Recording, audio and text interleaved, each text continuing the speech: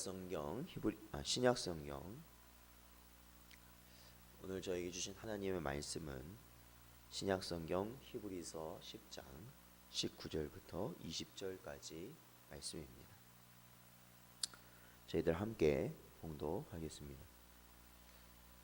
그러므로 형제들아 우리가 예수의 피를 힘입어 성소에 들어갈 담력을 얻었나니 그 길은 우리를 위하여 휘장 가운데로 열어 놓으신 새로운 산 길이요 휘장은 곧 그의 육체니라. 아멘. 기도하겠습니다. 하나님 아버지 감사합니다. 저희들을 부르시고 인도하시어 주 앞에 나아갈 수 있도록 하나님께서 붙들어 주신 은혜 감사합니다.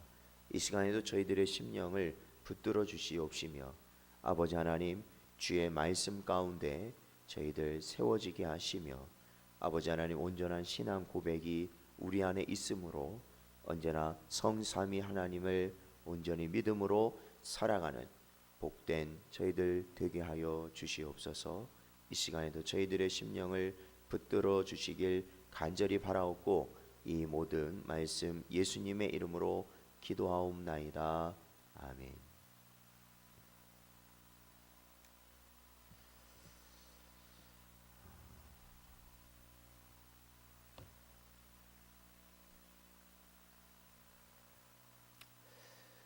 오늘은 저희가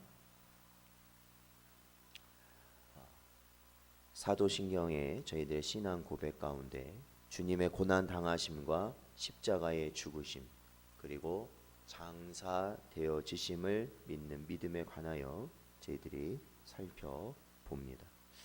오늘 본문 말씀 히브리서 10장 19절에서 20절까지의 말씀을 보면 바로 예수 그리스도의 피에 관한 말씀입니다. 하나님의 아들이 사람의 아들이 되셔서 하나님의 아들이자 사람의 아들로서 구원의 의를 다 이루셨습니다. 삼위일체 하나님은 창세전에 그리스도 안에서 자기 백성의 구원을 작정하셨던 것입니다. 구속주로서 성자를 구속 방식으로는 대속을, 구속 백성으로서는 무조건적 선택에 따른 얼마를 하나님은 작정하셨습니다. 그 방식대로 대속임으로 구속주이신 성자는 필히 우리와 같은 사람이 되셔야만 했고 또한 사람이 되셨지만 죄는 없으셔야 했습니다. 그리하여 우리가 고백하듯이 주님은 성령으로 잉태하여 동정녀 마리아에게 나셨던 것입니다. 고린도후서 5장 21절 말씀을 보면 하나님이 죄를 알지도 못하신 이를 우리를 대신하여 죄로 삼으신 것은 우리로 하여금 그 안에서 하나님의 의가 되게 하려 하심이라 라고 우리에게 가르치고 있습니다. 주님은 죄가 있으신 적이 없으며 죄를 알지도 못하시는 분이나 우리의 자리에서 죄사함을 받게 하는 회개의 세례를 받으셨던 것이죠. 그러니까 주님께서는 사람으로 이 땅에 오셨지만 이 땅에 온전한 사람이 되셨지만 죄를 가지시거나 죄를 아신 적이 없는 그러한 상태에서 십자가를 지시는 그 모든 과정 가운데서는 우리의 모든 죄를 짊어지신 즉 회개의 세례를 받으셨다라는 것입니다. 그리하여 죄가 없으신 죄인으로서 자기 자신을 거룩하고 온전한 속죄의 제물로 드림으로써 대속의 모든 의를 이루고자 하셨다라는 겁니다. 생명이 피에 있으며 피 흘림이 없이는 사함이 없습니다. 그러니까 예수님께서 우리를 대속하셨을 때 우리가 이 죄에, 우리가 갖고 있는 죄에 걸맞는 희생이 없었다면 우리는 절대로 대속을 이룰 수 없다. 이것이 하나님의 공의이고 반드시 이러한 하나님의 의가 이루어져야만 우리가 이 죄에서 해방될 수 있었다라는 겁니다. 그러니까 이 말씀을 보면 우리가 이게 주를 믿는 우리의 모든 삶 가운데서 우리의 이 인생을 살펴볼 때 하나님께서 주시고자 하는 모든 귀한 그 가치에는 반드시 희생이 따른다라는 것입니다.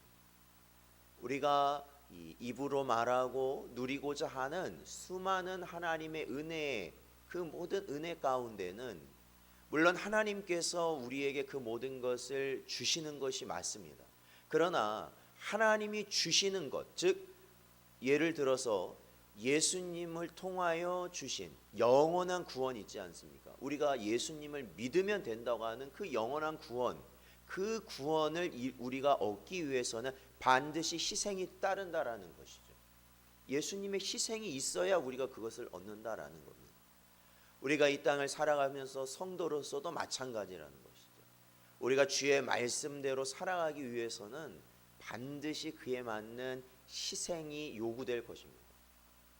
예수님께 피값이 요구된 것처럼 반드시 우리는 그 희생이 우리 안에 이루어짐으로 하나님이 주시고자 하는 은혜의 길이 열어짐을 우리는 깨닫고 그것을 주의 능력으로 감당해 나아갈 때 우리에게 바로 놀라운 은혜가 펼쳐지게 된다라는 원리입니다.